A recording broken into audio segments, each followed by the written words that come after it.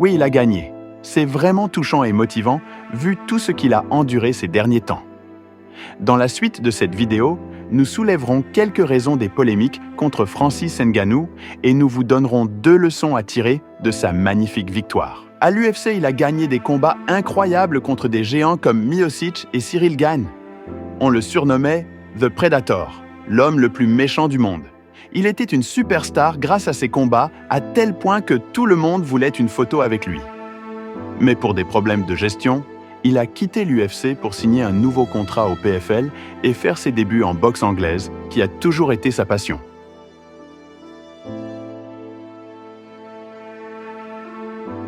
Son premier combat en boxe anglaise contre Tyson Fury était très beau, malgré qu'il n'avait pas gagné.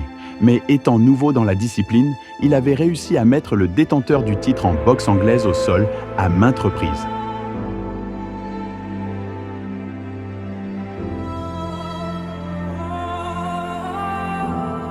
Pour son deuxième combat contre Anthony Joshua, il a perdu par KO. Et là, nombreux ont cessé de croire en lui.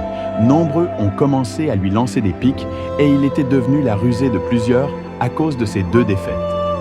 Comme quoi ils avaient oublié toutes ses victoires et la raison pour laquelle ils étaient devenus fans de lui. Là, nous pouvons tirer la première leçon. Le jour où tu fais une gaffe, les gens autour de toi oublient toutes les bonnes actions que tu as eu à faire dans le passé. Après ces 2 défaites, sa cote avait considérablement chuté. Et en plus de ça, il avait perdu son fils de 15 mois.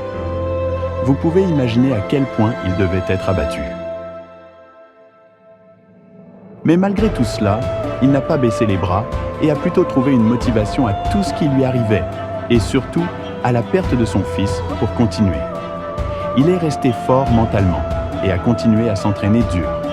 Pour son match contre le Brésilien Ferreira en PFL, nombreux doutaient encore de lui et plusieurs ont misé d'énormes sommes d'argent contre lui. Mais en moins de 3 minutes, il a mis KO son adversaire, qui était le détenteur du titre des poids lourds au PFL. Celui sur qui plusieurs ont misé, croyant que l'homme le plus méchant et le plus fort du monde allait perdre ce combat. De là, nous tirons notre deuxième leçon. Malgré tout ce qu'on peut raconter sur toi, sur tes performances, ne sois pas frustré, mais trouve en ça des motivations qui vont te permettre de donner le meilleur de toi.